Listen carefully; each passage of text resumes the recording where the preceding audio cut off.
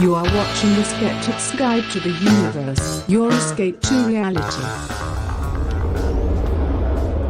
Hi there. Hi, guys. Happy What's Friday, up? everyone. Hello. Yeah, it's Friday. Oh, Hello. What's Putting happening? the chat into a separate window. George, how are you, buddy? Do we have anything left to talk about? I mean, No, we're done. After the folks. 12-hour show? You just want to sit here? Yeah, we prepped so much, we scratched the surface. We could have Yeah, literally we got done through a about 36-hour show. Literally about 1/3 of the material third. we prepared. A third. That much? I don't think Yeah. so. Maybe even less, but no more than a third. We had a whole science or fiction left. We had probably 12 news items left. Yeah, 12 news items that Multiple we didn't have time for. Multiple topics to talk about. If you didn't join us for that, that was the 12-hour live stream Patreon. Thank you. That was last Saturday. It's all on the YouTubes, so just go to YouTube. There'll be a highlight reel, as it were, for the show this week, the podcast this week. But if you really want to sit through 12 hours of this, basically. Oh, well, it was There was more, but I mean, better than a live stream of like us, this, of us yeah. jibber jabbering, then there it is. Jibber jabber. Yeah, on the YouTubes. if you want to see Steve's smoke alarms go off, Yeah, watch the stream. or at least hear them go off, If you want to hear them go off twice, because Jay That's all and we're gonna George are cooking meatballs, frying meatballs. yes. Yeah, And so I opened the windows in order to, fumigate. So that's how you get the smoke alarm not to go off. And the wind blew over the taste test that George had painstakingly set up prior to the show. So that didn't get done. Yeah. Had about 65 little 4-ounce cups set up in order, labeled. oh my God, George. Some of them filled, some of them not, because we were using, we were going to be doing some things I didn't want to leave out all Yeah. day. Yeah. You guys, Open the window. that taste test almost killed me. Did you know this? I heard all about this. How? What did you eat? So, Did you do it rectally? What did you do? So Liz set up a tray with cups filled with all of my taste tests, and she put it like on the floor near me behind my green screen. And then of course it didn't happen. So the next day I'm cleaning up, and I have all these cups filled with like M&Ms and apples and pears. So I'm picking up the cups off the tray, bringing it into the bathroom, organizing, throwing out, so I could reuse some of the cups potentially. Because so then I walk out of the bathroom, which is right by the desk, and my monitor, my gargantuan, how big is it, Jay? 34 inches? 34-inch monitor. Yeah, we have the same monitor. Yeah, it's So huge. it's like a huge monitor, super, super wide. I pick it up, unplug it, pick it up, and I'm walking through the room, which is just laden with stuff in the way. And I stepped on the tray that the food was on. And my leg goes, let's see, I'll use a robot to demonstrate. My leg goes, whoops, fell down hard, holding my like $500 monitor, fell down hard on my side. And I wait a second, like, am I alive? What happened? And the monitor is still in my hand. The monitor did not hit the ground. I just somehow held on to this monitor, and I'm on my side thinking, all right, this has got to be bad, because that was a hell of a hit. And I got up and I'm like, put the monitor down. I feel I'm good. Nothing's broken. It's like, I don't know how. I could have hit my head if I fell this way instead of that way. I would have hit my head on a table. I would have impaled myself if I fell. I mean, I don't know how I survived this, but it was just a lucky hit. I definitely rolled like at least a 19 on that one. And yeah, it almost killed me, but you know, my monitor's okay. Every day's a gift. My monitor survived. Yes, every day. Right, Bob? You know what's important, man. Jay, and then when I told Jay's like, Bob, when that happens, you just got to protect yourself and not worry about anything Drop else. the like, monitor. Yeah. Drop the like. No, it was. There's no thinking happening. It just I fell and I was still holding it. I don't know how it happened, but It's your paternal instinct kicks in. Just protect the baby. I don't know. I don't know what I was thinking, but it worked out for the best. So I was trying to decide like what to talk about during the live stream, and there's a couple of follow-up topics from the last couple of weeks, but I think I'm going to do them on the show next week. So I wrote about the reverse or the inverse gambler's fallacy and the multiverse. George, very quickly. Mathematicians wrote a paper saying that, if you start with the idea that it's very unlikely for our universe to have all the properties that it has to be compatible with complex, organisms like life. That one of the explanations for that is that, well, there's a multiverse. There's as many universes as it is unlikely for any one universe to have life. And so we're obviously in one of the universes that has life, because otherwise you wouldn't be able to observe it. And the mathematician said that that's a logical fallacy because of the inverse gambler's fallacy, that, our universe is as unlikely as it is, whether or not there are other universes. Mm. And I disagree with that. I think that they're screwing up the selection criteria. Mm-hmm. That they're basically they are committing the lottery fallacy, and they're thinking of what are the odds of this universe existing versus what are the odds of any universe existing, any universe capable of being observed, right? So I wrote about it on, first of all, I talked about it on the show and I blogged about it.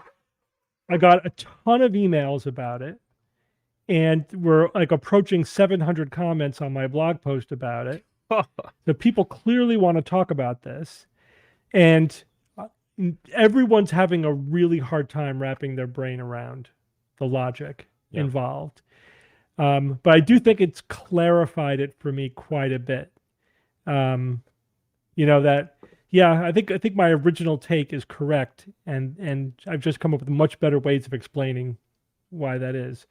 So it's I was responding to a blog post by a philosopher who used all sorts of terrible examples that are analogies which are false analogies, and I think in sort of understanding why they're false analogies. So his big one was, let's say you wake up tied to a chair in a garage somewhere, and the Joker is standing in front of you, like the Joker from Batman, and he explains to you that he had a monkey typing on a typewriter, and if he typed out a sentence, he was going to let you live. If he typed out gibberish, he was going to kill you. So the fact that you're alive is a very, very unlikely event, right? Okay. And you wouldn't know that the whole thing happened if you didn't survive. So that's the selection bias, right? So he thinks that that's equivalent to us observing this universe because this universe is capable of supporting life. And he's saying that the fact that you are alive doesn't make it more or less likely that the Joker pulled this on other people. You are still just as unlikely to be alive. And I said, so here's why that's a poor analogy. That this analogy is that he's starting out with the premise that you wake up in a garage, but you are not a random person. You are you. And of course, you observing you is not a selection. It's like saying you win the lottery. How likely is that? It's fucking unlikely. But how likely is it that someone wins the lottery? It's very likely that someone wins the lottery because there are millions of people buying tens of millions of tickets. But if you start with the premise, you won the lottery, how likely is that? Like, that's not the analogy here. So I thought to fix the analogy, you understand what I'm saying?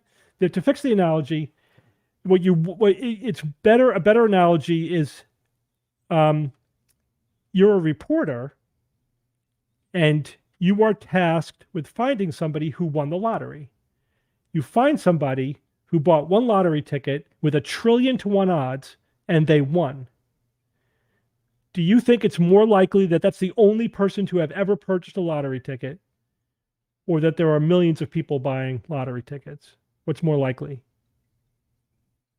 Yeah. Right? You selected that person for having won.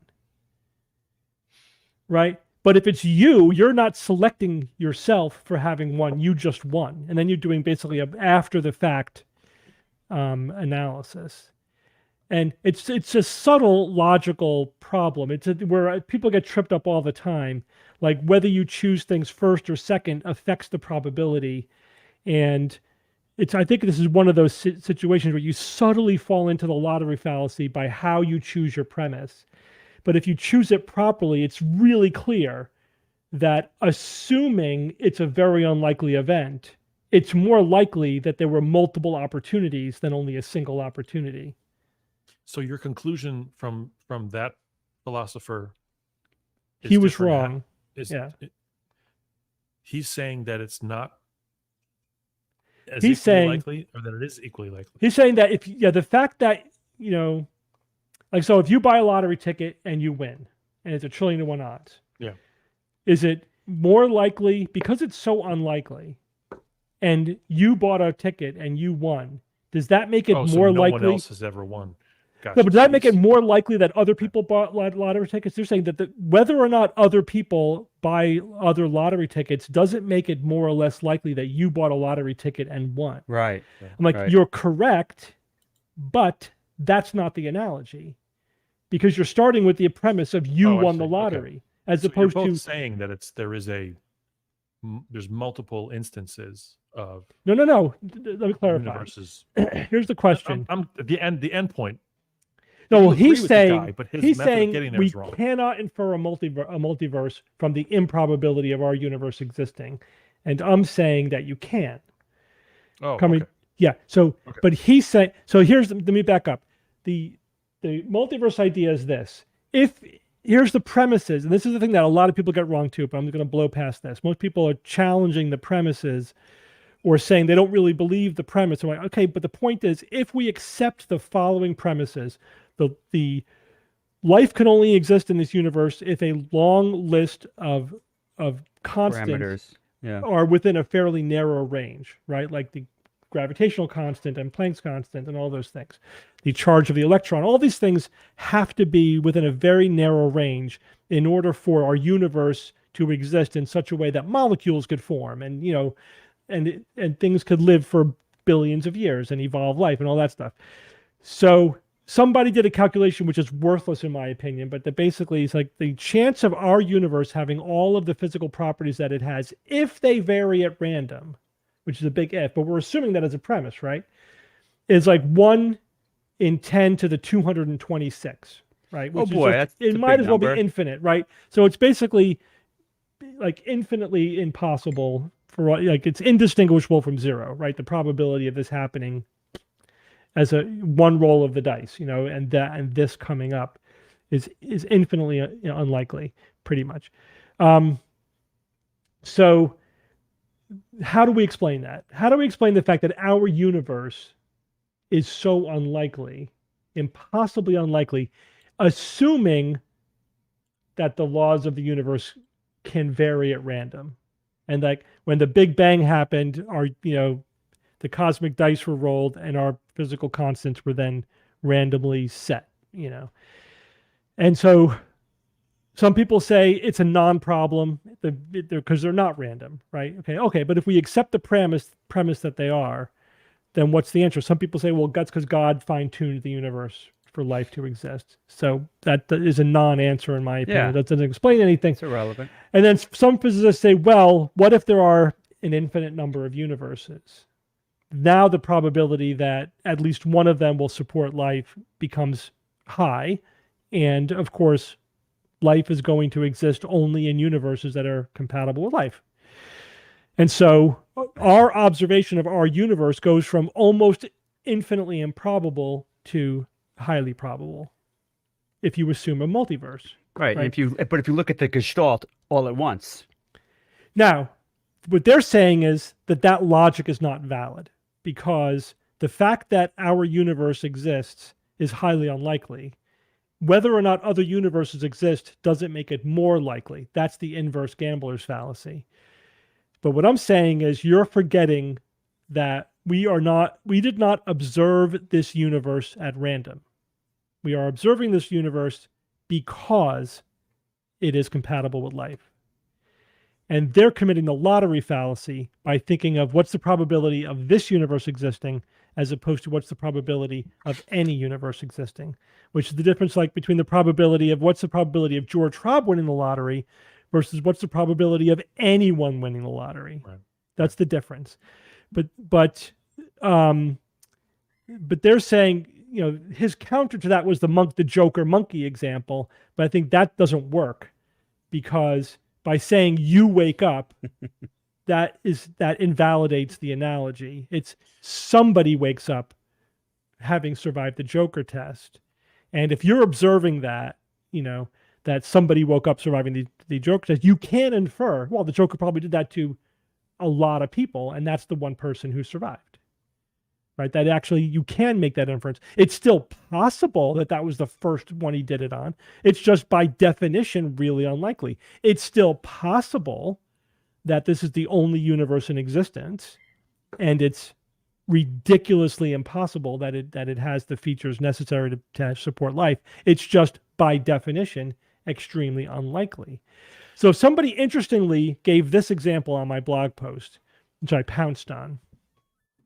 He said, what if we observed a phenomenon in our solar system that in and of itself is incredibly unlikely, right? Whatever it is. Does it make it more likely if there are the same phenomenon in other solar systems? So I said, actually, that happened. That actually happened. If you remember, a few years ago, we observed an interstellar asteroid zipping through our solar system, right? Do you remember that? Yep. And what did astronomers say? They said, well, based upon our models of how solar systems form, that the probability of an interstellar asteroid buzzing the Earth is astronomical, right? It's like teeny, teeny, tiny. So the question was exactly the same question. Did we just experience a once in a billion year event, like just at random? Or are there a lot more of these things zipping around the galaxy than we thought? And astronomers said, it's probably the second thing, right? It's probably, just again, probably, it doesn't prove it. It could have been a once in a billion year event that we just happened to witness. I mean, you could also say, well, there's lots of once in a billion year events. Where again, we're sort of taking the post probability of that event versus any 1 in a billion event. But maybe there's a billion 1 in a billion events. That just happens to be the one that we experienced in our lifetime, So that's one possible answer. But even accounting for that, it was still an extremely unlikely event. So they said, probably there's a lot of these things zipping around. If that's true, then if we start looking for them, we're going to find one soon. And 2 years later, they found a second interstellar object zipping through the solar system.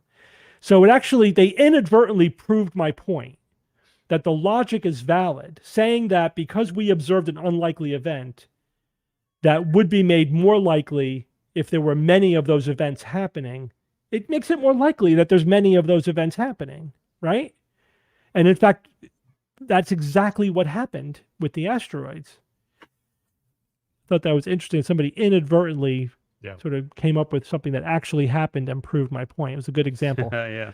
The thing that always bugs me about these discussions is when you're dealing with multiple universes or the probability of something happening, and even in our universe, like time is created at the start of our universe. Like there is no time, and it's very hard for us to wrap our minds around time not existing. But when you remove time, not much happens. Well, no, but or everything happens. Everything happens. You have an infinite amount of quote unquote time, which isn't even that, for all these different variances to try and fail or whatever. Yeah. But it's not like we have to wait a billion years. It's like, no, there's no time. But can we actually say there is no time? Like, do we even know if there would be no time outside the perimeter of our universe? No. Well, our universe is space-time. So yeah, I mean, without space-time, then you're outside of time, and nothing, or I guess you could look at it as like everything. But I lean more towards without time happening, not much is going to happen by definition. But but you can't go outside of our universe. You can't really do it. You can't separate the two things. It's like but you could never observe there being no time because you wouldn't exist. But in terms of stuff happening and failed attempts at universal creation where molecules can bond, that can happen an infinite number of times before the one that I don't know. I don't know that we could wrap our head around this enough to say that that's true or not. See, that's where I don't, when you get to that kind of question, like what happened before the Big Bang, whatever, any question like that, I don't think we can apply any of our knowledge or intuition to answer the question. And we basically need cosmologists, physicists to try to understand it with math. So unless like 12-dimensional differential calculus or whatever the hell they're using, right? Unless you're talking in the language of, calculus or whatever, we can't even talk about it. We can't even talk about it in words. I could talk about it a little because I read what those guys say, and but you're getting an approximation of a metaphor of an approximation, right? Right, but you can say you can't necessarily say, well, before the Big Bang there was literally nothing. I mean, not just vacuum nothing. I mean, nothing, no space time. But you can say things like that perhaps there was another universe before that was like in de Sitter space and heat death, and that existed for an untold amount of time. That a quantum fluctuation happened that created our universe. You can posit that where you can go, back before the Big Bang. Theoretically, I mean, they do talk about it. But even the idea of nothing, like we can't wrap our brains around nothing because we think of nothing. Oh, it's a tennis ball can without any air in it. Well, no, that's not nothing. No. Nothing is. Well, imagine what if there's types what if of our nothingness. universe didn't form? It depends. What if it was really nothing? What would that be like? It would be like nothing. But I mean, we can't imagine. And like, what rules apply to that? Like in terms of, how do you get something from nothing? Well, maybe you do. We have no idea what. Well, that's the big argument. Yeah, can you get something from nothing? And there's quantum foam fluctuation, whatever the hell. But not just quantum foam. I mean, nothing. I mean, when you look in space, you say that's nothing. There's nothing in space. Say you're in an area of space where there's no particles. I mean, sure, you could have photons, but there's time, but also empty. The best vacuum in the world can still, you've got virtual particles, which we know exist. So you can have particles coming out of what we would consider to be absolute nothingness. So you'd have to go beyond even nothing. You'd have to go into something like something that's outside of space-time to truly envision nothingness. Because even nothing in our universe still has to be something because it's part of space-time. Right. Yeah. It actually it goes against by definition mechanics. There's no nothing in our universe. I always wonder though, like, is there even a purpose or is there a reason to even try to speculate and talk about it? Like, how can we possibly perceive what's going on outside of our universe if there is or isn't? How could we even discuss it? But well, You know what I mean? that's the thing. But physicists are trying to understand it, based upon the laws of physics and using mathematics. That's fine. And their trick is to find a way to test the crazy ideas that they come up with. Right. That's where the rubber meets the road. If they can't make some kind of observation or prediction or something that could be tested that would make one idea more likely than another idea, then it's philosophy or metaphysics at that point. Right. I mean, there are some interesting ideas going around. Like you can find, if the multiverse, if you will, is like these brains, these interacting brains that collided, you could see the imprint of that collision on the cosmic microwave background. I mean, they got all sorts of crazy ideas and theories that potentially they could, actually look for evidence for that kind of stuff, and that would be the discovery of all time. But yeah, a lot of these theories about the multiverse, it looks like they're not going to be able to really prove, much of it at all. I mean, how do you prove something that's beyond our reality? It's kind of like finding another spatial dimension. How do you look at a right angle to reality? Which direction do you look? You can't envision it, but you can think about it mathematically. Yeah. Right. Yeah. Well, that was a good soft topic to start the discussion. Yeah, right. It's been fascinating. My response to this entire discussion is I do know what nothing is, because there's absolutely nothing in my stomach and I am starving. I cannot wait to have dinner tonight. Well, you're gonna have to. I got grain pie in the fridge. Oh man. What's Oh, that? boy. Brag. Don't let the word George, pie. you've never had grain pie? Oh no, you guys gave it to me that one time. I did try it that one time. I think I was at Steve's. That's right. Yeah. That was lovely. Yeah. That was nice, right? That's Yeah, weird. not regular pie. I'd never Grain heard of that pie, before. and That's doesn't it sounds like an oxymoron, right? Why would you want grain pie? It's like plastic pie. Why are those two words together? But it's delicious. Yeah, So, George, you have a thing tonight, don't you? I do. I have another episode of my 7-song series tonight at 7 o'clock. 7 songs. Eastern time. 7 songs at 7 o'clock. 7 and 7. 7 songs. 7 o'clock. It's episode 18. Yeah, today is drop D tuning. That's the theme. There's always a theme for all the songs that I do.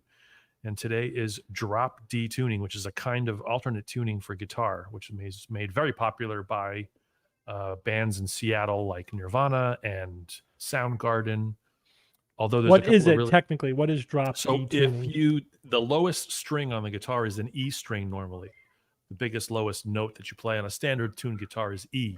You take that E string and you lower it a step from E down to D, and then it lives at D. So you get an extra one note. There you go. Listen. Oh, way out of tune. Whoa. Okay.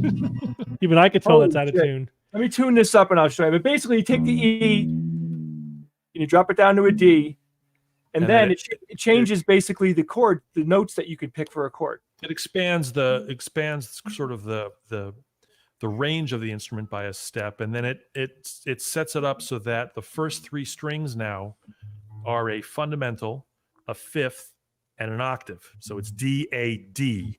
And if you play those 3 strings together, you get a very heavy kind of sound, and it's a very indicative kind of metal sound kind of thing. But there's also examples of bands that were using open D or drop D tuning that weren't in the metal genre. So I have a couple of those as well. And one of my songs is actually a drop D song also. So it's fun.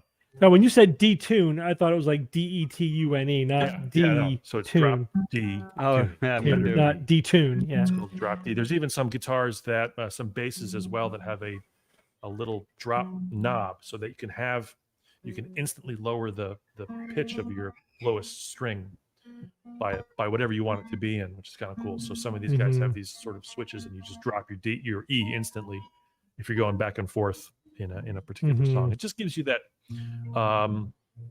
heavier sound if you want that. It's great for when you're playing with a distorted guitar. It kind of gives you that crunch here. And now after Seattle kind of made drop D popular, guys started going to town like drop C. Crazy low stuff. Like most of the Metallica album, Saint Anger, was drop C and C alternate tuning. So you get this very crunchy. It's great. It's just really, yeah. I still think, though, that to be able to write a heavy riff in standard tuning is like the ultimate sort of test. If you can write a riff that's heavy and have that low string still be an E, you've got some nuts on you. Yeah. Mhm. So that's today. That's at 7:00 happening Cool. on my YouTube George, channel. you've talked about having the difference between relative pitch and being able to actually designate a note. Like, say, I know Perfect pitch, yeah. I can sing an A note whenever I want to. Yeah. Do you ever feel like you recognize a note, like, and you nail it? In its context, I can. If I hear a guitar, especially if I know it's a Strat or if I know it's some kind of like an SG or a Telecaster or something, and I hear like an open string, I can deduct that oh, that's an E, Yeah. or that's a they've dropped the D tuning down. But that's more about the timbre of it as opposed to the actual pitch. If you just get pure tones and you play them for me, I have no idea what it is. Yeah, me too. Mm-hmm. But there's me too. like, oh, piano chords are good. Like that's probably middle C that's in there because that has this timbral quality to it. Or like a sax, I know that like, okay, that's probably a B flat because that's right around that sort of tuning note that they use. But that's more timbre. There are people though that have perfect pitch that can, you play them any note, whether it's got timbre to it or not, and they can say, oh yeah, it's a C sharp. That's an F. That's Is that learnable? Some people claim it is. There are the younger courses you are, can the better, take. right? Yeah, there are people that claim they can teach it, and there are courses that you can supposedly take, and I think that I think it ends up being a really, really, really excellent relative pitch. Mhm. That you get this sense of like where certain notes sit in your body too. I know that also. So if I go, that's like a C. Mhm. That's like the lowest note I can do. Maybe it could be a D flat. I'm not even sure. Early in the morning, it's usually a C. But I think people that learn over time how to do perfect pitch, I think, sort of get that thing. You can train your ear to an obscene precision, especially when Mhm. you're young, and you get this sort of ability to pick notes out of a chord. That's something I'm terrible at. If you play, multiple notes, and some people go, oh yeah, C sharp, D, A, F, and and it's like it takes me a half hour and a protractor and a sandwich to figure out what notes are in a chord. Yeah, you just hear the chord, not I just the I original. can tell you, oh, it's major, it's minor, it's diminished, it's a seventh. Yeah. I can hear that, the quality of it, but what the actual notes are. And there's George, some guys that can do that just annoy the hell out of me. So when you tune down to a D, like what changes with the chord structure? Like, I mean, you still doing bar chords, or what happens? Yeah, with you that? can. I mean, it's the rest of the guitar, the other five strings are Hello. the same still. So most of the voicings that you use, as long as you realize that lowest string has to be a step higher from what it was. So like if you were to play a bar G chord, let's say, right, which is normally like sort of this kind of position, right? But with the drop D, you'd have to get this note that's normally under your first finger. That has to be a step higher. So how do you do? What's your fingering with that? So I would do something where your middle finger now is going to be on the low E string. Yeah. And you're gonna bar those three notes sort of together. So you're gonna get G, C, G, like that, and then this finger comes down and plays the third below it. I can't even do it. It's weird. It's hard without a guitar to show it to. But yeah, you could do just Then you have alternate tunings that are open tunings, and like there's one song today that I'm doing which is called Dad Gad, which is D-A-D G-A-D, which is like a suspended D chord. Led Zeppelin loved that a lot, so I'm doing one of those, and that you have to totally start changing what your fingerings are and stuff, but it allows you to have expanded chords, and it's fun. Guitar is one of the few instruments that really allows and encourages that kind of alternate tuning. A piano's a piano. Yeah, you can't tune it differently. You can't. I mean, you can. There's micro tuning, and there are people that do stuff with weird pianos, and that was a big thing in the '60s, where you do microtonal, or you do. It's called prepared piano. John Cage, who's one of my favorite composers, he did this awesome stuff. It's called prepared piano, where he would take a piano and he would duct tape paper and bolts and screws and wooden blocks, and so it sounded like a percussion ensemble. So you'd get these so someone would play in standard notation, but instead of it being chords, you'd get this.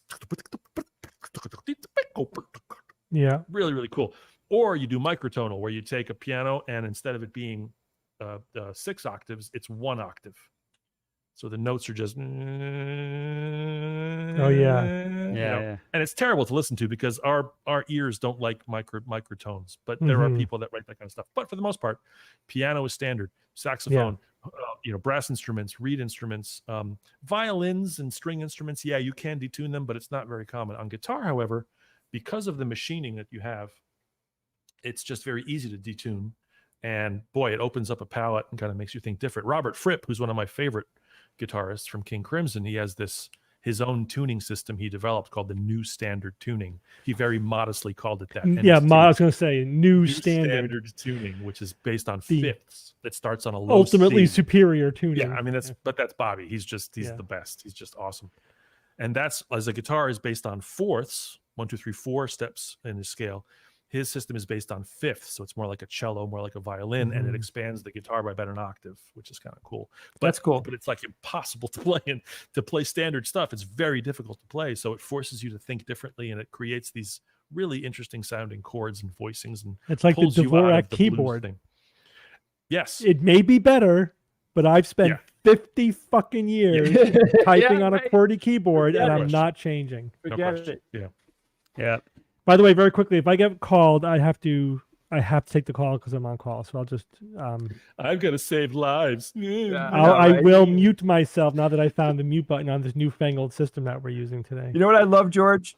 I don't know if I forget if Steve talked about this on the show, but every once in a while he'll get a patient who, God, he talks like this. Oh my back, and I'm like, Steve, how the hell do you not laugh? And he's like, it takes every fiber of my being not to laugh. I would laugh in 2 seconds, man. I could never be a doctor. It's called professionalism, Jay. All right. That's right. I don't have that cooked into me like that. Like if I find something funny, I'm laughing. That's it. I can't hold it back. Mm-hmm. What's that Star Trek chirp I keep hearing? That's my like I'm getting texted more right now than I have in weeks. Like, hey, let's say Jay's on the live stream. Let's fucking, That's me, Jay. I'm sorry. Yeah. I just wanted to talk to you. I miss you. So we have we're working on some stuff right now I thought would be fun to tell you guys. One, George and I have been talking a lot about the game show that you guys have seen more than once. And George is writing music for the game show and coming up with sound effects. Which is really cool. It's just a cool thing to be a part of. And then we're talking about Nexus a lot. Like as soon as the 12-hour show came and went, we had to pick up the Nexus torch, and we came up with a really because you have to have some impossible project looming over you. I know, right? So never too early to start stressing out about. Okay, we had 6 hours off. What's next? Yeah, but come on. I mean, we gotta. These projects take a long time. It takes a ton of work. Mm-hmm. But the thing about Nexus this year, I feel really cool. George, I said something that inspired George to come up with something an order of magnitude better than my idea. George came up with a really fun idea, which we're working on. I talked to Kernan today, by the way. Nude Nexus. Yes. I think it's going to be very entertaining. ANN. That's what we're calling it. It's good alliteration there too. Nude Nexus. Live nude skeptics. Live nude skeptics. Virtual live nude dangles. That would destroy the skeptical movement in one live stream. That would be it. But anyway, it's fun. I'm really excited about it. It would motivate us to all lose some weight. Without a doubt. Undo this fucking pandemic. Mm-hmm. Oh my God. I have to lose legit like 25 pounds. So I just brought my son to the doctor. I almost was late for the live stream because I had. So we that quick off the Nexus thing. That's it. We're done. You got derailed that quickly. Well, that's where conversations happen. When you want to, I'll continue to talk about Nexus. So George comes up with this idea. We were on a call with Brian Weck. Me and Brian, our immediate response was, "Oh my God, George, that's a really cool idea." And then we fleshed it out for like a half an hour. We just talked about like, well, what would that mean if we run with this idea? What would it mean? So we had a lot of fun, like just riffing on that. So anyway, it's in the works. I already have a list cooking of like what would our absolute best speaker list be, which is fun because we always dream big. Dream list, yeah, the dream list. We got to do it, because you got to ask those people, even though you're almost sure they're going to 100% say no, or I want $50,000. And just to be clear, it's going to be virtual again. I don't know if you mentioned that, but if people are wondering, it is going to be virtual again because that will be so virtually great. naked. It has to be. It's not going to be naked. We don't know what COVID's going to be like by July. Who knows? I will be vaccinated though. My second dose is next Thursday. Ooh, so you can Ooh, lick I'm all the vaccinated, banisters. yeah. You mean this Thursday? No, I mean next Thursday. No. Everyone knows what I mean when I say No. next Thursday. Yeah, but it's not, technically accurate. So right And now, technical It's the accuracy is next the best Thursday. kind of accuracy. Ian, you updated the website, the Nexus website, but can you register yet or no? I think Ian's muted. Oh yeah, sorry. Yeah, you can. So if you go to nexus.org and you click on live or register or registration or any of those buttons on there, it should take you to this similar link to last year. Good. But it's also nexus.org/register. If you want Awesome. to. And that'll guarantee you a front row seat. Mhm. Yep. Accurate. Yes. So I'm psyched that we're starting, quote unquote early, definitely early for a digital conference, not for a No, I think meet-space this is on time because you have to booking speakers is always the limiting factor, and the more ahead, you can't go too far ahead because people are like, I don't know what I'm doing then. But if you like 6 months out, it's a good time to book speakers. Yeah, But the virtual thing is so cool because you're not paying or you're not flying people. Yeah, it's a lot easier. And It's a lot you can even easier. say pre-record something, and we'd love to have. I mean, we're going to go for as much live as we possibly can, but who knows? Yeah. Who knows what amazing guests might be? George, checking in. because Hello. George's mom is going to come. It's going to That's be awesome. So Bob, Yeah. I understand that you're working on Halloween already. What do you No. mean, Jay? Well, yeah, I've got some big projects for this fall. So I saw a do-it-yourself on how to make a portal out of foam that looks like ancient stone. A working one? Huh? No, working it's one? not working, but it looks like it works. So I'm gonna put it. I was kind of disappointed with my cemetery at the haunted forest. People just weren't as terrified as they should have been. Not that a portal's gonna terrify them, but they, it just didn't have enough punch. So I'm gonna really plus the cemetery. So I'm creating this huge, like 7-foot portal. Like a with time portal? No, it's going to look like an ancient stone portal with ruins around the outside that if you step through it, it brings you to a hell dimension or something. Gotcha, So when you gotcha. look through it, It's it's a going to portal have to hell.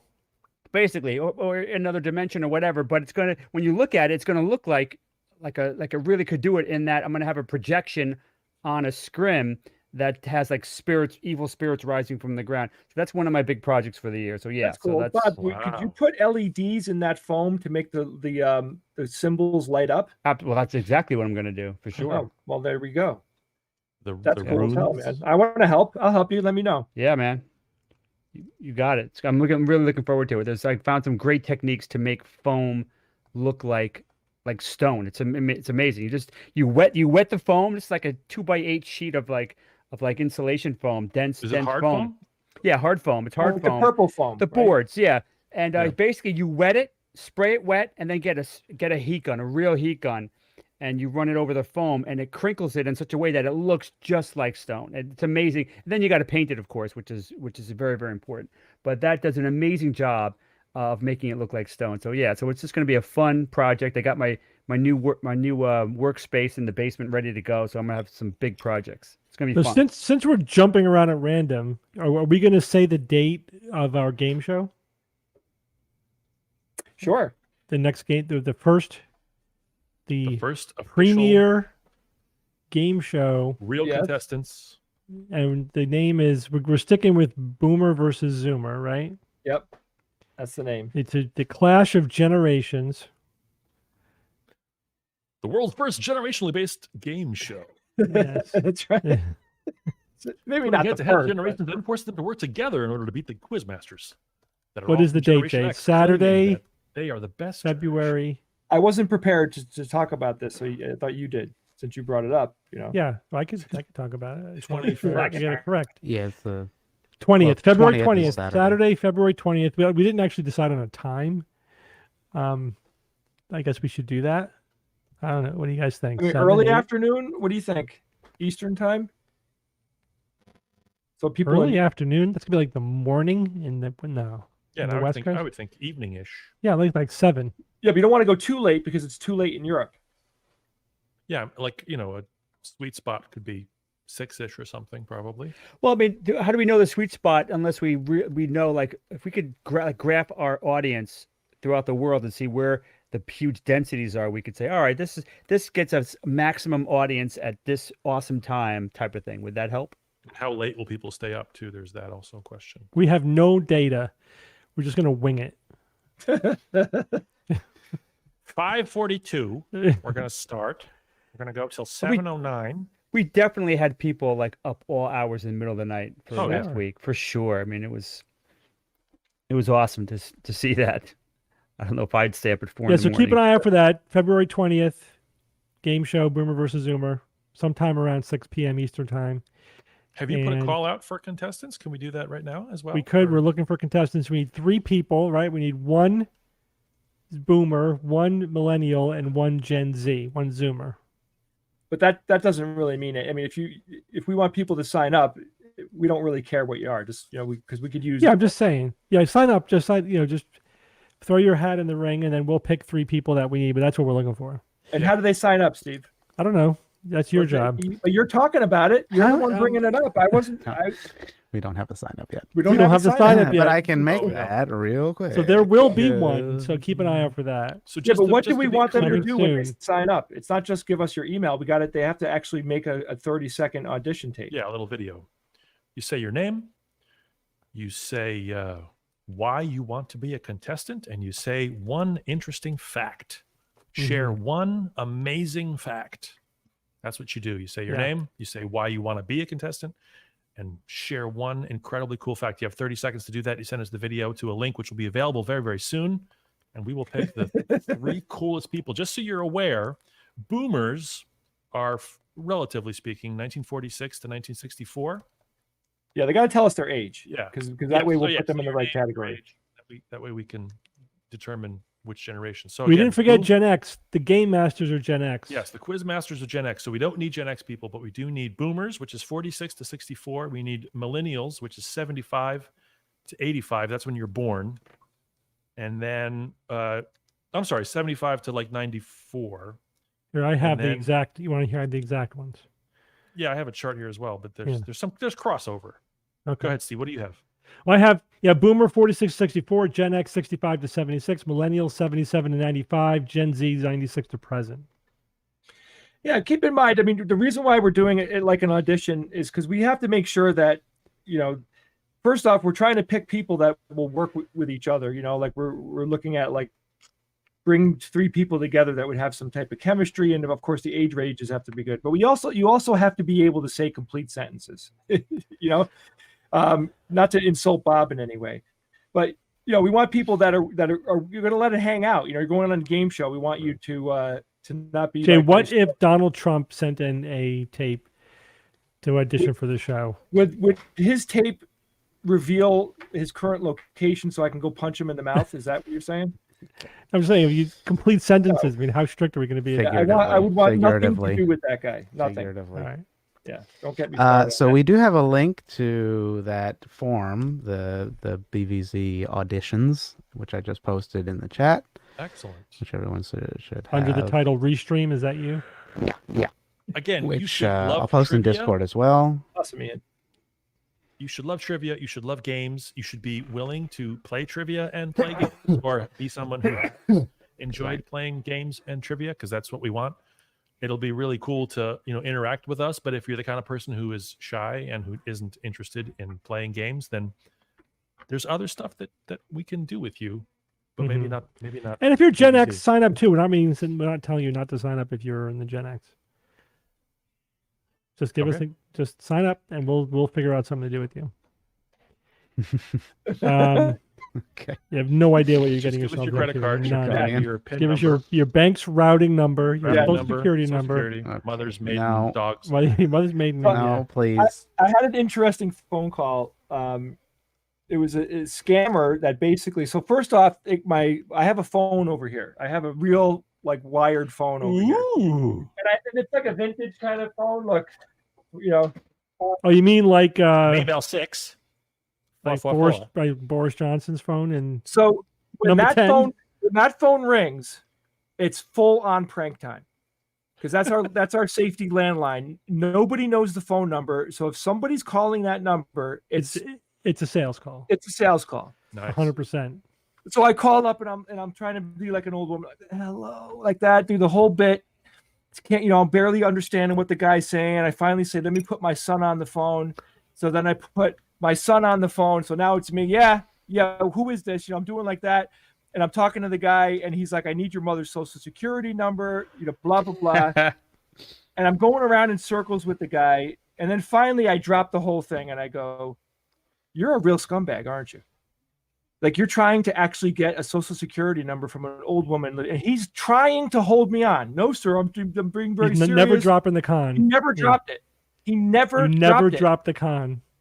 And I was mildly impressed because I got in his face, whatever the phone comparison is of getting in somebody's face on the telephone. I was just like, really, dude, you are a POS, And I got a little hot with the guy, and he didn't break it. And I hung up on him, and I didn't feel good. I didn't feel good afterwards because I wanted him. No, because when they swear back at you, then you know that you got to him, And he didn't do it, and I hated him even more for that because, like, these people are trying to rob old people. That is their game. Yeah, that's what they want. It's despicable. Did you, by the way, guys, see the picture of Boris Johnson on the phone in his office? Yeah, but it was photoshopped. With the cord. Wasn't it? No, it wasn't photoshopped. No, but there was one with the cord and one without the cord. No, you're wrong. You fell for the illusion. What? It was not photoshopped. That was the claim. That the internet was claiming that at least one of the photos must have been altered, because I blogged about it because I saw it, like, that's obviously an optical illusion. You could maybe find the picture, Jay, pull it up while I'm talking about it. So Boris, he's using a corded phone, which I thought was interesting, and then I figured it's probably a security thing, right? They don't want to use wireless, whatever. And in the mirror, like, there's him on the phone, and you could see the cord, and then in the mirror, you cannot see the cord. So people are like, look, it's a fake. They faked that picture. So first of all, you can see the cord. It's just going along the line of his shirt, so it's kind of hidden. Like the cigar in the brick wall, like the illusion that we used during the extravaganza? Yeah. I think the picture that I saw, they photoshopped the mirror side so you don't see that line. There's no real picture. People might have done it after the fact as a joke, but there is no photoshopped picture. But when you think about it, why would they Photoshop a picture? Why would they even do it? I got the picture, by the way. Yeah, show it. It makes no sense. Yeah. Right? You can see it. If you wanted to fake a picture of him talking to President Biden, you fake a picture of him talking to President. There's zero reason to ever Photoshop that picture, right? I can't find it. I know. I hear what you're saying, but I mean, you never know what people do, Steve. There's so many people in the world that have access to know how to use a computer and can do that for whatever. No, but this was an official photo, Jay. This is an official photo. So the question is, why would the UK government fake a picture of Boris Johnson on the phone with President Biden? Yeah, that makes sense. That's a good question. There's no reason. That's why there's no reason. It was anomaly hunting. It's like, look, I can't see the cord in the mirror, but that was clearly an optical illusion because you can see the cord. It's clearly there, And then the cranks come out. Look, the creases in his shirt don't match when they obviously do. That's always amazes me when people make declarations about, like, photographs. And you look at it's like, what are you looking at? I mean, there's no way that it could. Yeah, there's totally a way. Yeah, it's like, look, the tower's falling faster than gravity. No, it isn't. I mean, you can see. You look and you point out the details, like the Twin Towers, like when the towers fell. They're pointing out details. There it is. There it is. Sorry. So there's the picture. So you can see the cord in the mirror. It's like, where's the cord? But it's there. It's just it's over the line and is down the middle of his shirt. It's right there. Yeah. And it's easy to mistake that line too as his shirt line, as the button line. That's right. That's just an optical illusion. But why would they do it? Yeah. Why would they Photoshop it? Big cord. You need a stock picture of Boris Johnson on the phone with his thumb up. I mean, the way you fake that picture is you tell Boris Johnson, now put your thumb up, like, or do something victorious while you're allegedly on the phone. There's zero reason for Photoshop. Yeah, I hear you. Yeah. Anyway. Well, I mean, I mildly fell for it because I just saw a picture go through Reddit, and I'm like, oh, look, some idiot photoshopped the phone cord out. You No, know what I mean? well, the conspiracy was that the UK government did it, but which makes zero sense anyway. Have you ever heard that audio of the phone prank guy? He gets a salesman on his phone, and he instantly pretends to be a private investigator checking out a murder. Mm-hmm. You ever seen this? Yes. Or heard Yep. it? It's No. very funny. The guy's just like, yeah, this is Inspector Johnson. We're here at the whatever residence. We're checking out this murder. How do you know the victim? And the guy's like, no, I was a sales. He's like, all right, hold on. It's just, and he starts doing this whole, and he strings the guy along for quite a fun 5 minutes. But the brilliance of it is he actually got intimidating. The prank caller was intimidating to listen to, and he was very clever in the way that he used what the guy said against him.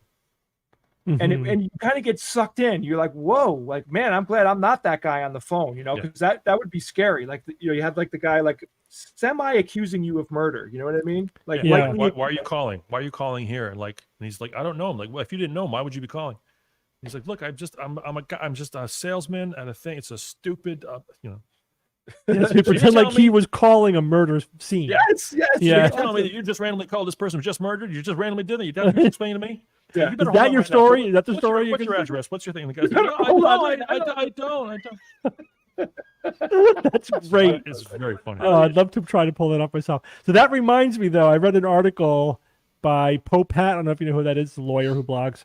And he was saying, if you think, or it might have been his one of his partners, he was saying, if you think that you don't need a lawyer present when you get interrogated or interviewed because you're innocent, you're totally naive. Oh God, yes. Especially like by the FBI. People think, I'll talk to the FBI, and I'm innocent, so I have nothing to hide, and so I don't need a lawyer present. It's like you don't have to, because they pull that routine on you, right? And what their point is the FBI's point. Yeah. So yeah, but he said, for example, even if you are not the target of the investigation, their modus operandi is to get you to perjure yourself to them in the interview. Right. So then they have leverage over you. That's just, they want to get leverage over you. So they get you to lie to them, because if they're asking you a question, they probably already know the answer. So they already looked you up, right? They have information about you. Everyone has got something shifty that even if it's innocent, that you could make seem sinister. Then they ask you a question like, where were you at this time?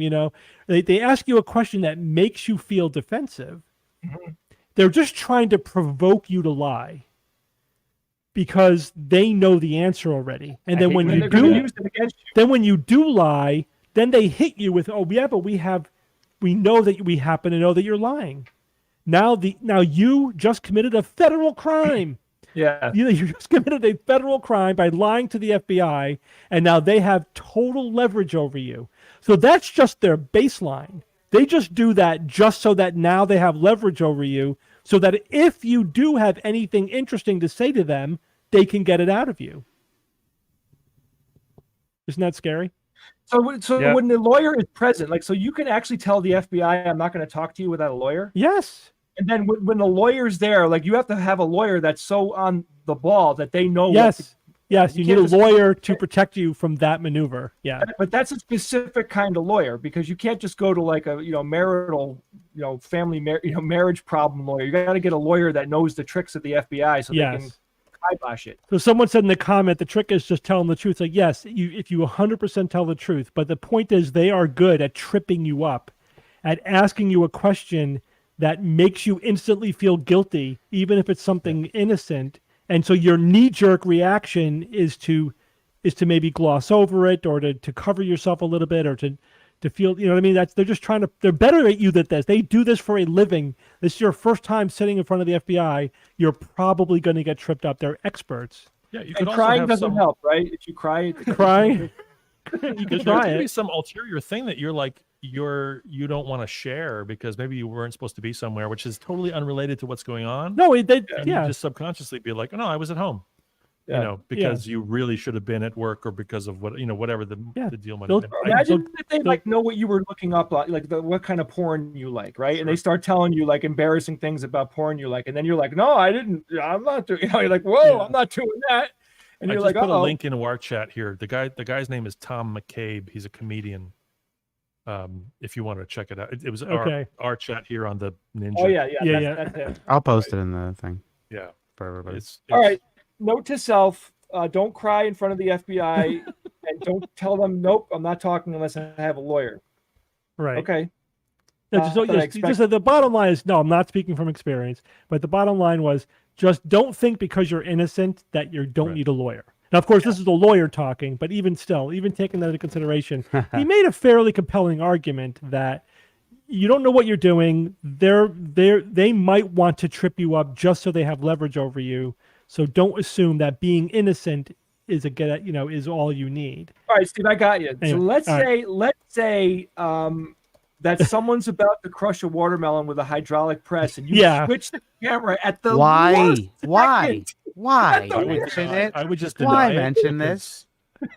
What kind of person would be guilty of that? Everybody in the chat is mentioning the watermelon. I thought I had to Ian, They're that is bullying me. undeniably the funniest thing that happened during the 12-hour I show. love it. People were Absolutely. laughing their ass off. Now you're bullying me. I'm not, it's true. The hostile work site, Steve. This is. I need a HR.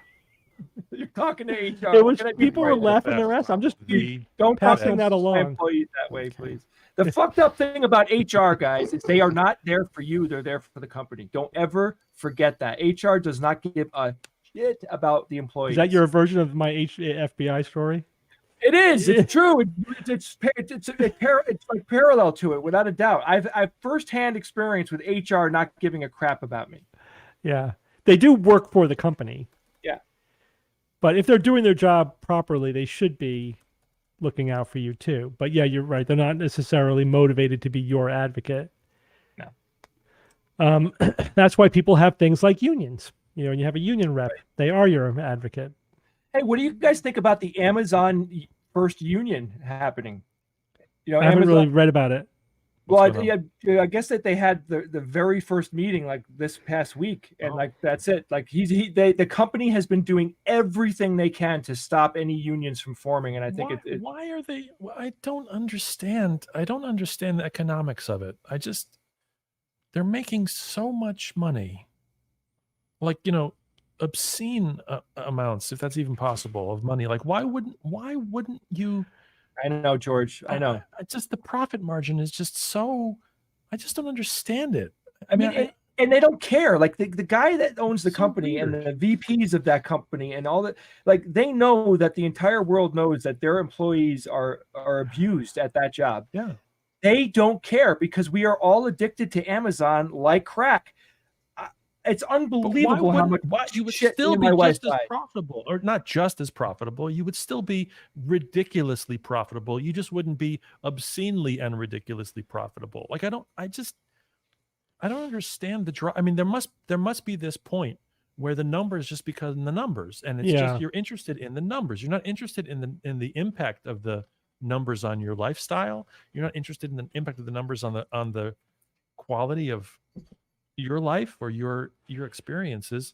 And then it's just, what is the stock worth? What is the company worth to shareholders or to whatever? Yeah. It's so foreign to me. And I'm not a Pollyanna when it comes to making profit and enjoying money and stuff but I just, when you're dealing with those figures, like, $1 trillion company. Yeah. $1 trillion?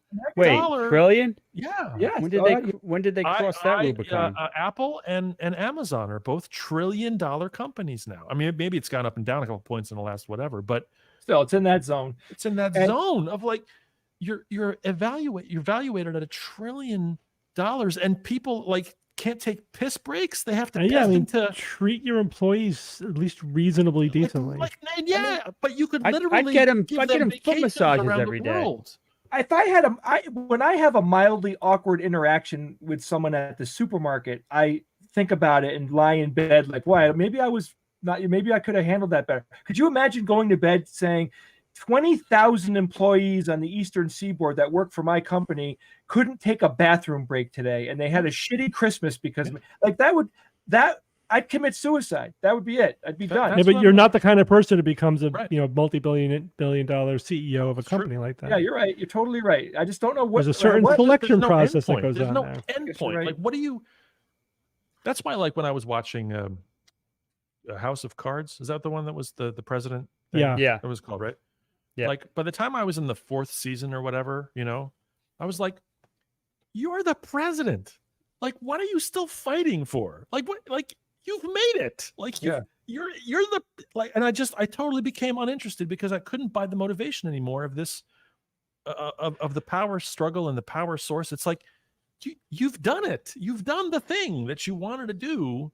And why did you do it for? Yeah, But like, that's real. But that's realistic. I think about No, I that. know, I think I know. that about almost every politician. Absolutely. Why are you doing what you're doing? Why No are you question. where you are?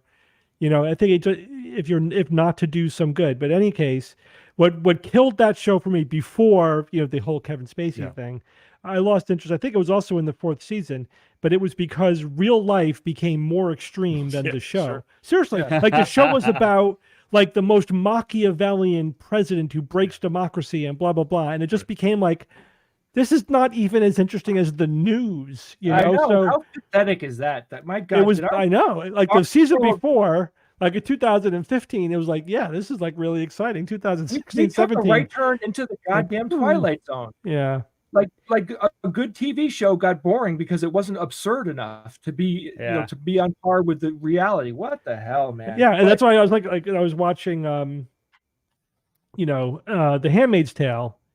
And like it's an interesting story, but obviously nothing like this could ever happen. Now we're thinking, God, how close did we come to this happening? Like that's basically all that was it's still not Christian, impossible, the friend. Christian No, nationalists. On over. The Christian nationalists won. So you had some Christian nationalists who planned enough, infiltrated enough high level positions, were savvy and smart enough to actually pull it off. Yeah, like Hydra taking over Shield, in the Yeah. Winter Soldier. Just like It's just like what it that. actually is completely plausible. I mean, Just saw that last night, by the way. yeah, I, did you? I saw her speak, the author of The Handmaid's Tale, whose name, Margaret Atwood. Thank you. Yeah, Margaret, I saw her give a lecture 2 years ago. 2 Yeah. years ago, a year and a half. yeah. She was here locally, and so Kira and I actually went and we saw, and she gave this presentation, and it was wonderful. She's like 90 or something, and she's still Oh, yeah. totally with it, totally sharp. Good for her. And someone had asked, like, how are you feeling now with the current administration? And she's like, well, it's not as bad as my book yet. Hmm. But she Yeah. conceded that it's not, and she's surprised at something that she wrote the book 40 years ago, 35 years ago, whatever it was. Yeah. And she's like, she never thought that 30 years later, Yeah. having gone through the Yeah. Christian 80s and all that stuff, Yeah. getting up far with that we'd be this deep into another, a sequel to Yeah. Yeah. I know. her book. Yeah. Ugh. But guys, did you read the big news today? No. General Motors, Yeah. Oh my Oh. God. 2035, committing to all electric cars. No, phasing out combustion. gasoline No engines combustion. by Not just- 2035. Yeah, That's awesome. Can you imagine? I mean, think about the effort now ahead of them and this ripple effect. 15 in years? the auto industry and other car manufacturers. This is huge.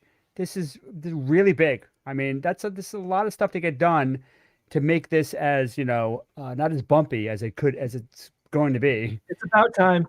Yeah, Seriously. yeah. We seriously got to make moves away from from fossil fuels. It's just like, come on.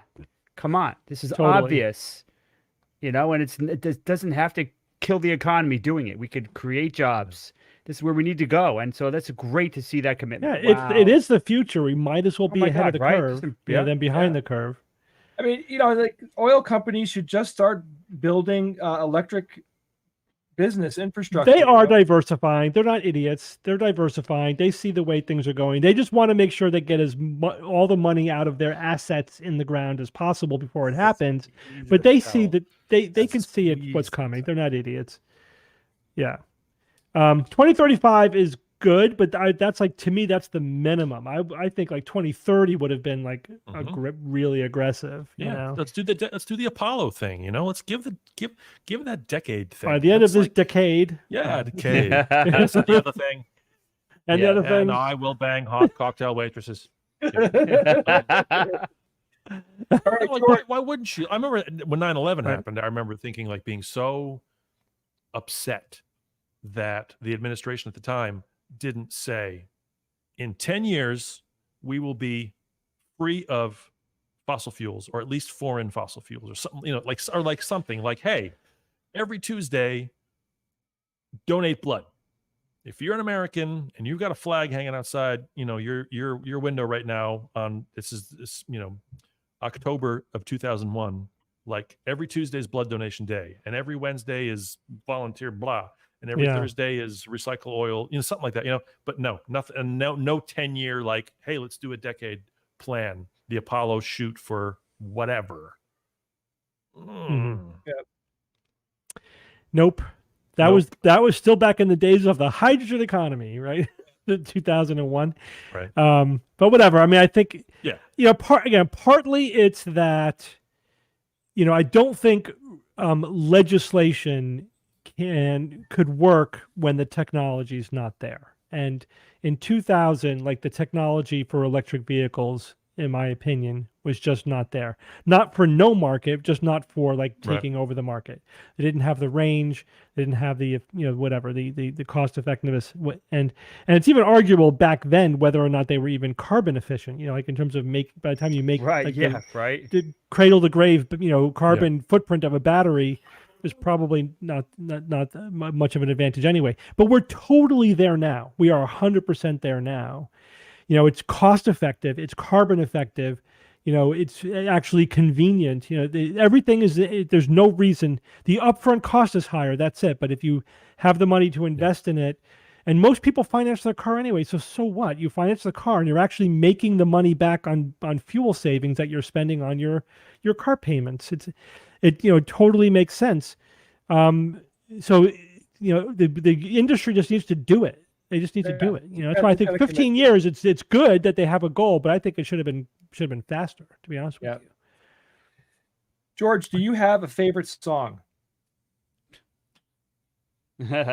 Like, of all time, from anything, your anywhere? Single favorite song of all time. My niece Ashley and I were driving today to pick up. You know, my car got towed. You know, what was it 2-3 weeks ago? You know, they finally got it back. Oh yeah.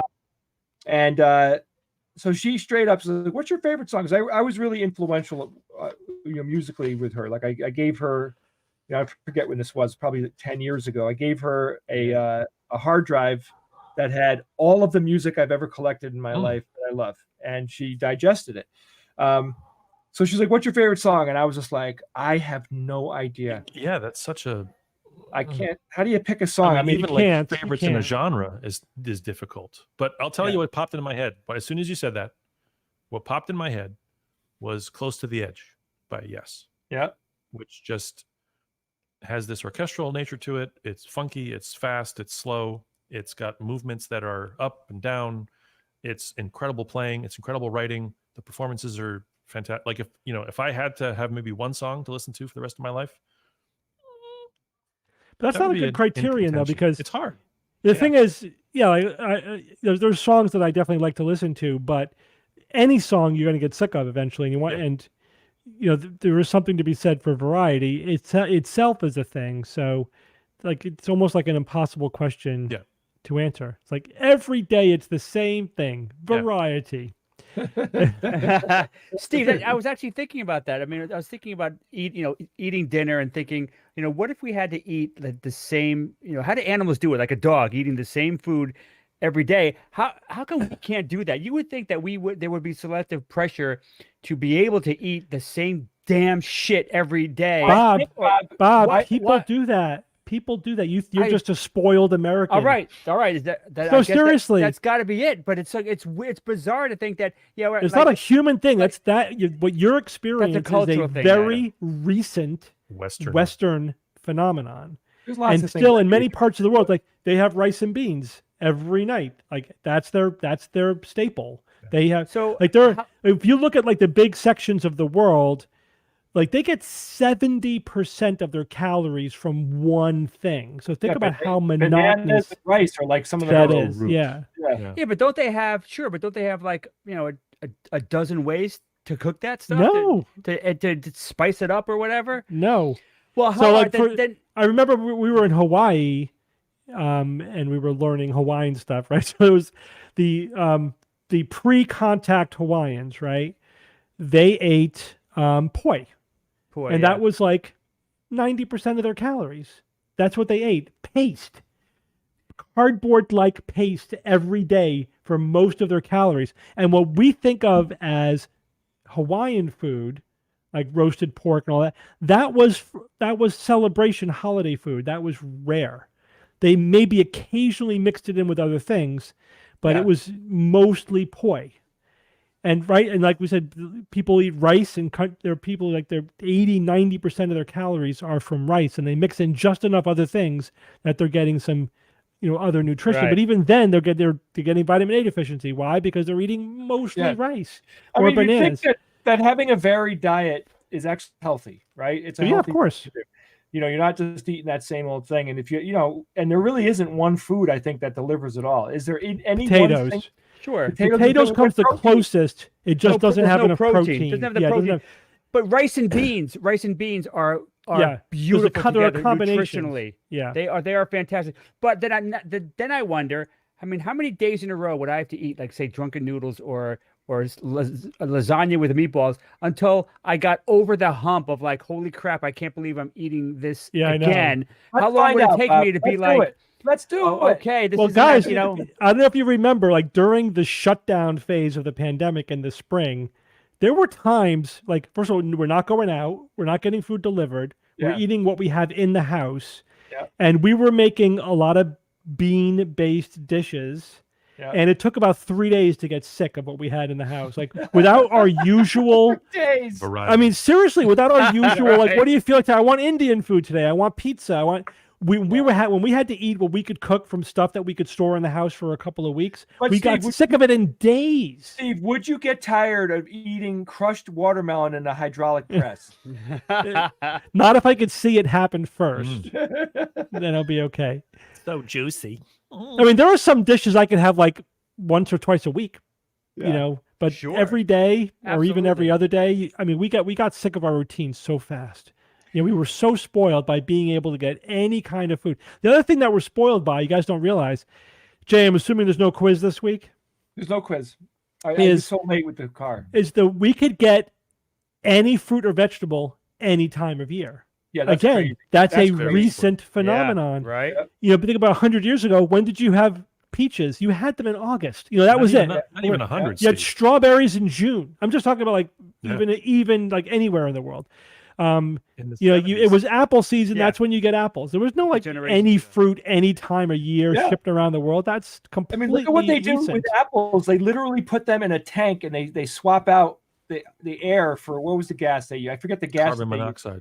And it preserves the apples for up to 2 years or something. Or the apples that you eat, carbon monoxide to color the apples and to color oranges, I think. Yeah, but there is a gas that they use. Maybe someone watching the show has it at the tip, in the front of their brain. Yeah. But they fill up a giant bay of apples with this gas, and the apples don't rot. Nothing happens to them. That's a fact, dude. Because they can harvest like all of these Honeycrisp apples and then have a stock for the next year. But that's why preserving. That's why preserving was a huge thing. Sure. And you can't have fresh apples year round, but you can have apple preserves or strawberry preserves or whatever. It's like canning and jarring was huge. And that's also important for just nutritionally. Because fruits and vegetables, that's your vitamin. Canning was profoundly. I mean, my God, canning. If you think about like the fact that you can harvest something and then you spend a month canning all the food that you grew, that's your winter stock, man. And canning like got rid of the bacteria long enough, or fended off the bacteria. Well, you cook it to get rid of the bacteria, then you can it so it doesn't get recontaminated with bacteria. Right. The Kevin Folta strawberries were amazing. I keep thinking about Amazing. Yeah, so I hear. They Oh were my God. awesome. Oh, Bob, they were Bob, so he'll good. send he when he gets the Gros Michel bananas, he's sending a batch up to us. Oh, you I- better. He's So going- the red I ones, the there. white ones were awesome strawberries, but Just the the red scent. ones were that Oh, hint right, of George? peach in Oh, there God. was amazing. Yeah, it was amazing. I mean, It's Bob, really you don't know what you were Wow. missing. Yeah, I don't. Bob, I am really I'm- sorry. I I'm hated really not sorry for you, Bob. having I'm- you, man. Yeah. That sucked. Are It there really any sucked. left? for you. Are they all I'm gone? sure you Jay? thought about it. Oh for yeah, an Steve attosecond. turned them over to Joss and Autumn, and they were gone. Oh, okay. Yeah, yeah. I also left my infused olive oil at your place, Steve. Oh yeah, is that yours? Basil infused. It's the. I please saw use that. It. Please I'm like, use oh, it. It's basil infused amazing. olive oil. This is good. It's great. This is delicious. Must be George's. There's a store right Delish. around the corner here called Seasons, and they do. I know that. I've bought infused- plenty of olive oil and vinegar from you that seasons. Every time Oh, I right, visit right. you, I go there and I buy some. Yeah. Oh, Well, it's, well, someone on the please use chat it. Sam wanted to know what's our obsession with bananas. So here's the quick banana story. Steve has been Quick. trying to grow bananas for it was like a decade at this point, and he never could Grow. get No, it them. was only a few years. Ah, you're full of shit. I'm not still doing it. What happened was every fall to winter, Steve's banana plants would most of them would die or almost die, and then there'd be like one little twig left, and he'd regrow this banana. But like June to September was great. We'd have these giant banana plants, but they would No never bananas. they would never fruit because it just takes too long. They need like 12 solid months of Yeah. growing. So then I tried the Grow the lights, and that was working really well, but then my cats peed in my banana plants and killed them all.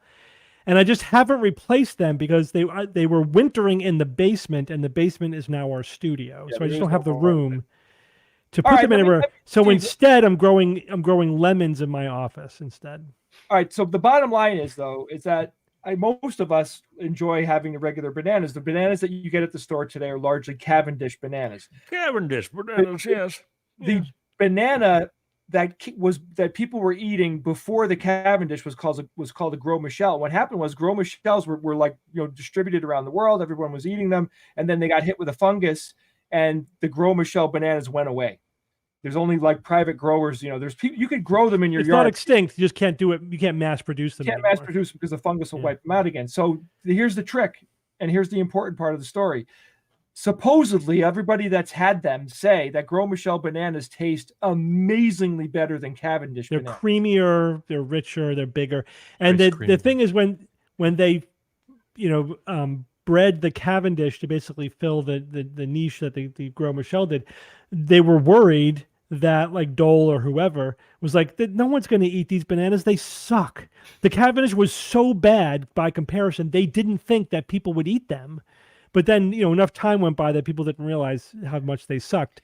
And now, like, generations have gone by, so most people don't even know that they sucked. Like, there was actually a better banana out there.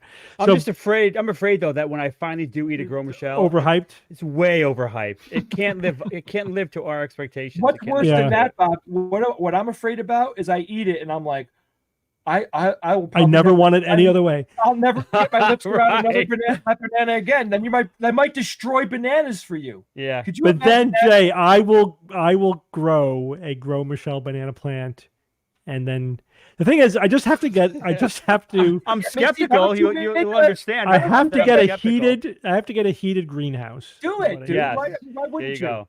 Well, Nice. Thousands of dollars You could. Well, not. Yeah, it would be thousands, but the point is, But like, it'd be you don't worth have to it. have it. for that. But here's the banana. thing. How many other kinds of dessert bananas have you guys tried? None. Well, but the thing That is, one. whenever you are in a tropical or semi-tropical location, look for locally grown banana How varieties. dare you tell me Well, that I've now? been Why didn't doing you Tell that. me that 20 years ago. You know? So, like, I Yeah. was in Hawaii a few years ago at a friend's wedding, and that's it. I'm going to eat every banana that is in Hawaii that's not a Cavendish. So what did you have that was awesome? So I was not as many as I thought. First of all, you have to hit the farmer's market on the right day, Ah. and I missed that. But what their most common banana, somebody actually put it in the chat, is the apple banana. Yeah, I've heard about that. Yeah, and it's good. It's really good. and it has even though they call it it has like a pineapple-y taste to Oh, it. I would like that. Yeah, it was very good. They're small, they're teeny, which is actually better. I like the smaller bananas because you could titrate how much you eat a lot better. You're used to handling small things, right? Yeah, it just fits Or much more naturally in my hand. There's also an ice cream banana, right? It's the Just ice like cream ice cream. banana. I want that one, man. I just want to try every kind of banana that there Yes. is. You know, Yeah, I'd love to do that. and we'll too. top it off with the Gros Michel. That will Wow. be. George, favorite fruit? Oh, Paul Lind. Oh, middle square. He was you have funny one? as hell. He was was- funny he was as funny. hell, man. Brilliant actor, Paul brilliant Lind, writer. And he was also Templeton on Charlotte's Web. That's right, Templeton on Charlotte's Web. And he made frequent cameos on On, I Dream of Jeannie. Celebrity, And was he on say that 'cause Celebrity he called Squares himself too? that, so, Yes, Center He was Square. good. He was funny as shit. He was one of those guys that always had something funny to say. Yeah. Just the way he talked was like Richard Wiseman. When he talked, I was laughing. Yeah. The thing that's amazing though is that here was this, like openly or as open as you could be at the time, gay celebrity In the 70s. in the 60s and 70s who got work and didn't hide. I mean, I'm sure aspects of his life were very difficult and he had to hide certain Yeah. aspects of, but Sure, yeah. his character that was just like, oh, that's just Paul Lind. He's just that's who Paul Lind is, as opposed to that gay actor. Like there were like other actors who couldn't get work. He was who just were- Paul Lind. He was Paul Lind, but boy, to be able to see that like on Yeah. TV and realize that people like that, can be brilliant and funny and confident.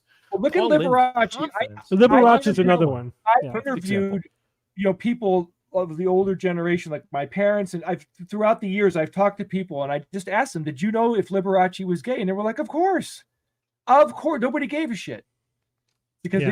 he had the So charisma interesting. that pushed him over the Yeah, line. or super whatever. talented. You got to be super talented, and then maybe you'll be accepted.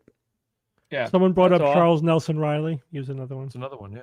All right, so you don't eat fruit though, George, do you? You don't like fruit? What's that? No, I love it. Oh, if I get a nice Bartlett pear, oh Yes. my god. Yeah, I Good really pears like them right too. Oh, pears are just something. I don't know why I mean, apples neither- are good and stuff. but Neither of something- my daughters like pears. I'm like, what is wrong with you? I don't know. I remember So- being at being at TAM. We were in the buffet, and I was showing your daughters how to eat apples backwards. Yes. Yeah, yes. eat the whole thing too. 'Cause Like, you that eat them blew from my the mind. bottom. So, like Yeah. normally, if you start not from the stem, Yes, but if you start from the that was bottom, great, George. you actually can eat much more of the fruit. So apples and pears, and yeah, that was really fun. And I still do that. It's amazing. I just had some Bartletts the other day. Actually, when I bought them for the taste test that night, when I got back to my hotel after our 12-hour show, I devoured those pears that I had, and they were delicious. Mhm. Boy, when they're ripe and they're They're just like, ripe and and you juicy. get that good Yeah. Oh, it's fantastic. Yeah, I love but them too. One of the best pieces. I mean, I absolutely love oranges, and I love Yeah. the flavor of orange quite a bit. Clementines. Yeah, Oh. clementines are great, but Yeah, they're I good. It think comes off Clementines. easy when you can just get that little air pocket and it just goes and just the whole Yeah. thing pops out. Yeah, yeah, that's yeah. amazing. that's like shelling a chestnut whole, and Oh, there's it's the nothing best. nothing break. That's So like I'll the tell only you- way to eat an orange. That's it. That's the best orange. I mean, I'm not an orange nut, but so to speak. But that's to me that if I'm going to eat an orange, it's those. Those are the Yes. ones to eat. Easy to peel, quick and easy. Cara Delicious. oranges are good. They're very similar to clementines. George, really, really ripe grapes that pop in your mouth. They're so Yes. Yeah. Yeah, I cool. never Yeah. liked grapes until about maybe 15 years ago or so, and then they have these the champagne varieties, and they have Yeah. the like the purple something at the Wegman, and a whole bag, just yeah, just Yeah. wonderful, just wonderful. So I had the single best piece of fruit I ever had in my life. I remember it because it really was unbelievable. I used to work at on North Street in Danbury, and there was a really great supermarket across the street, and I used to walk over there and get some fresh fruit every once in a while. And I bought a peach that was about this big, and I remember biting into it and knowing that was the best peach experience I was going to have in my life. It was so head Yeah. and shoulder. It wasn't the kind where it's really like crisp and if you can almost crack it open and it stays together. It was a peach that had like a lot of Peaches have this sweet spot of ripeness. You got to catch them just right, and also the right time of year and everything. Because they get mealy so easily if they're not Never a right. peach fan. But the best fruits are like every fall, like late summer, early fall, my family and I, like once or twice, will go fruit picking. We'll go to an orchard. Like usually we go once during the the peach time, and then we always go during the Honeycrisp apple time, or somewhere around there. And there's nothing like a peach that you pick off the tree and eat. It's just better than any other peach experience you're going to have. Yeah. And same thing, there are some apples that are just amazing when you just eat them right off the tree. Like Golden Crisp is another one. Have you ever had the Golden Crisp? Yeah, that's a good. Yeah, just unbelievable. Like Well, you can't compare it to an apple you buy in the store. Well, yeah, like look at bananas. They pick them like wholly unripe, to get them. Yeah, but to bananas us. ripen off the tree, off the plant. They don't taste any different if they ripen on the tree. No. Okay. No, they really don't. I never knew the answer to that. The other cool thing about apples, if you're in a region where they grow apples, go eat local apples, because you're going to eat apples that you've never had before. Yeah. Go to a supermarket, they've got 5 apples, 10 apples there. How about there's hundreds of varieties of apples. There's thousands, Jay. There's thousands. Yeah. Support that local little orchard that's somewhere in your town that everyone you drive by when you go to the supermarket every day. But then in the fall they have all this amazing stuff that's right there. So. Yeah. Gents, I have to it's call 6:30. it. Yeah, we have to go too. It's 6:30. But let me say very quick. Tonight in half an hour, I'll be going live on YouTube. But next Saturday, a week from tomorrow, I'm going to be doing my 700th podcast live on YouTube. Wow. Awesome. So please tune in. Big number, man. Jay, George, send me the link. What's that? Send me the link, dude. I'll put it up on our Facebook. Oh, we'll do. Yes. Right but away. Jay, I'm going to answer your police question that I didn't get to during the 12-hour show. Awesome. It's going to be fun to answer what's going on in the song Regatta de Blanc by the Police.